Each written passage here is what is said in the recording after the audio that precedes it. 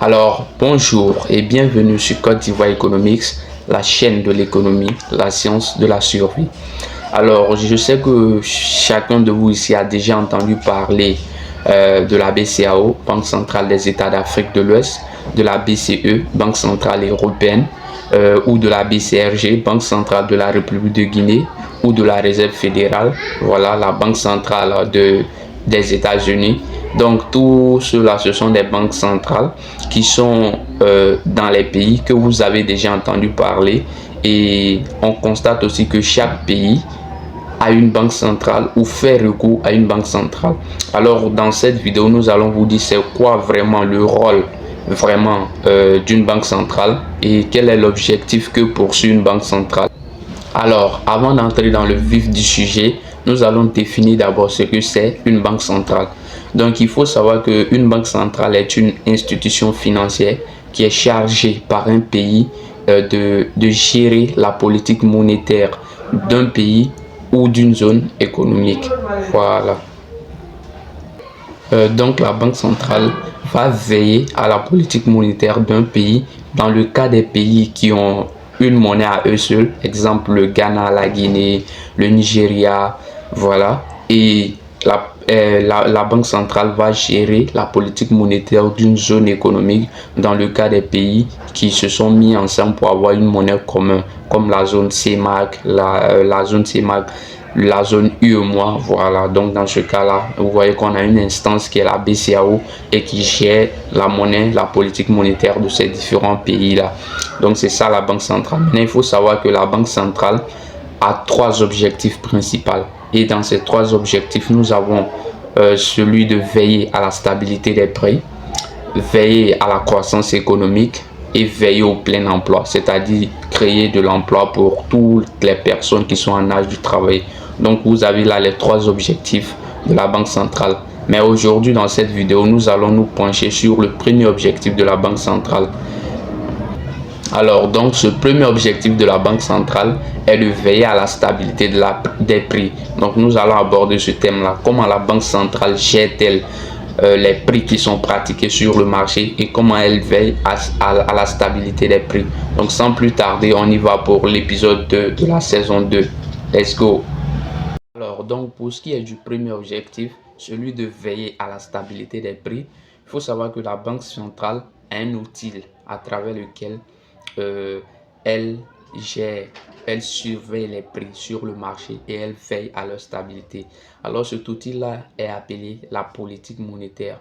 Donc c'est la politique monétaire que la Banque centrale va utiliser pour pouvoir maintenir les prix stables sur les marchés. Déjà, il faut savoir que les prix, lorsque les prix augmentent sur un marché, on appelle ça l'inflation, c'est-à-dire que l'augmentation du niveau général des prix. Voilà.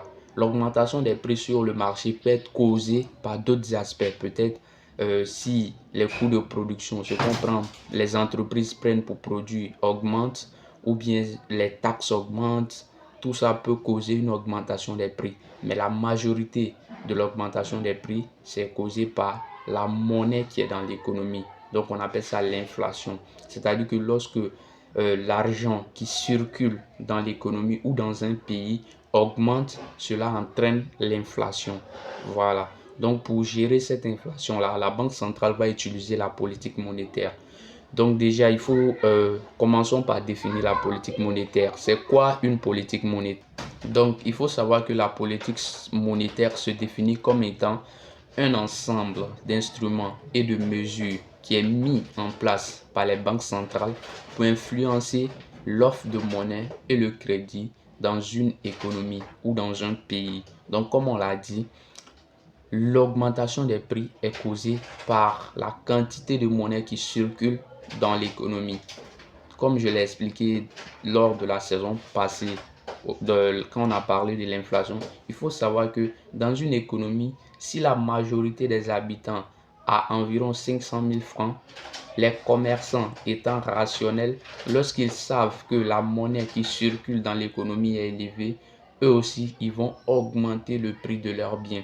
Donc, c'est naturel. Quand tu sais que ton client est quelqu'un qui a beaucoup d'argent, forcément, tes prix ne seront pas les mêmes que lorsque tu sais que ton client n'a pas assez d'argent. Vous voyez, ça change. C'est comme dans les quartiers résidentiels et puis dans les quartiers, voilà, dans les quartiers un peu reculés.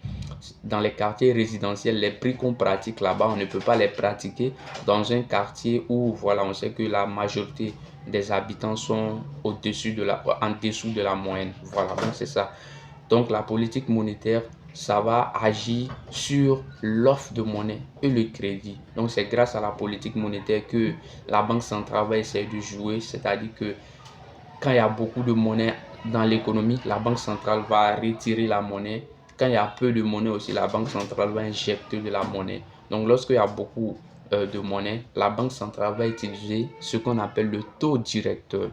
Donc le taux directeur, c'est le taux auquel la banque centrale prête aux banques commerciales. Voilà.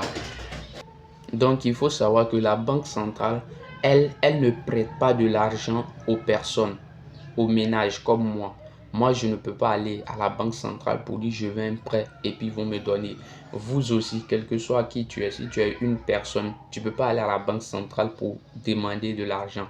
La banque centrale prête aux banques commerciales. Voilà. Les banques commerciales, c'est euh, la BCC, la Société Générale, la BIAO, NTA.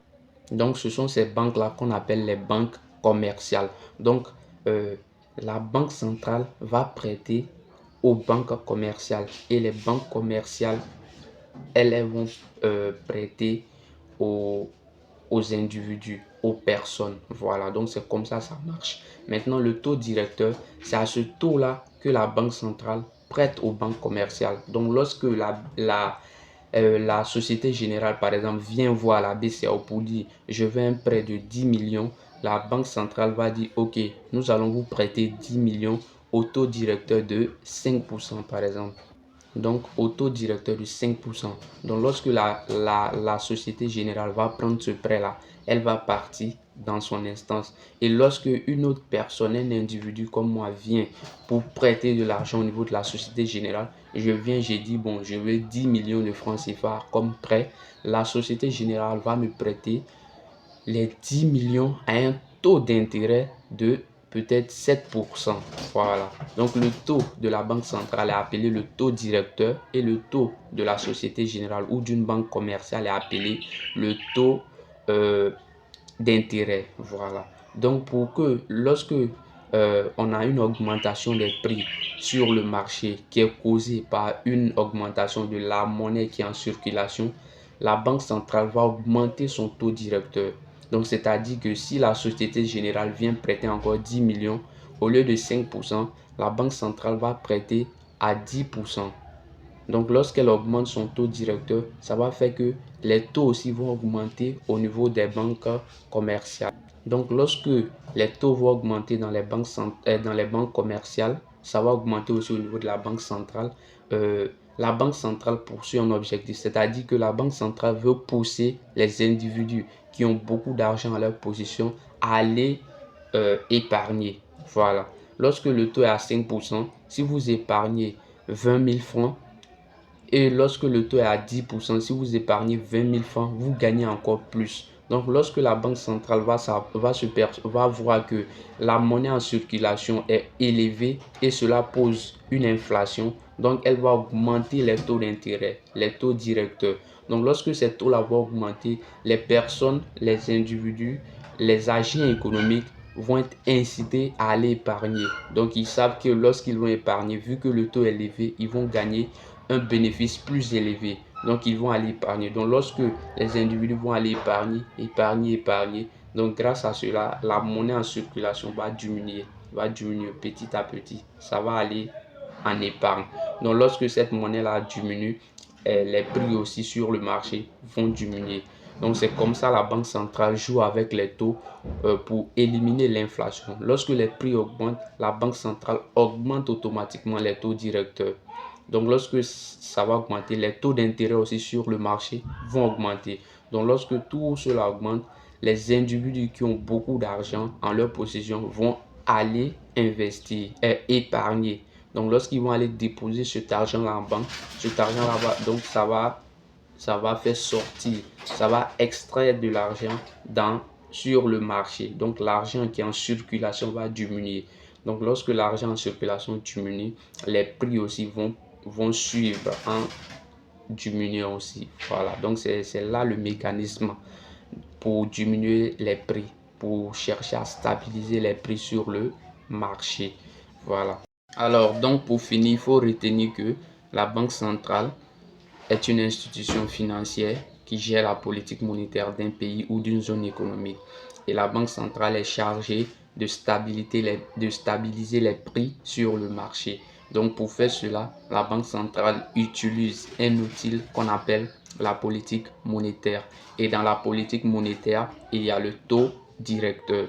Donc ce taux directeur-là, c'est le taux auquel la banque va prêter aux banques commerciales qui, elles, utilisent le taux d'intérêt. Donc lorsque le prix sur les marchés va augmenter, ça va être dû au fait que la monnaie en circulation sur le marché est élevée. Donc pour que cette monnaie en circulation là diminue et pour que les prix aussi suivent ensuite pour diminuer, la banque centrale va augmenter les taux directeurs et les banques commerciales aussi vont augmenter les taux d'intérêt. Donc lorsque les taux sont élevés, forcément les individus seront incités à aller épargner, aller déposer de l'argent à la banque. Donc lorsqu'ils vont aller déposer de l'argent, ça va faire que la monnaie en circulation va diminuer et les prix vont automatiquement avoir une tendance à la baisse. Donc c'était tout sur cette vidéo du jour pour l'épisode 2, ce qui était de savoir comment les banques centrales régulent-elles les prix sur les marchés.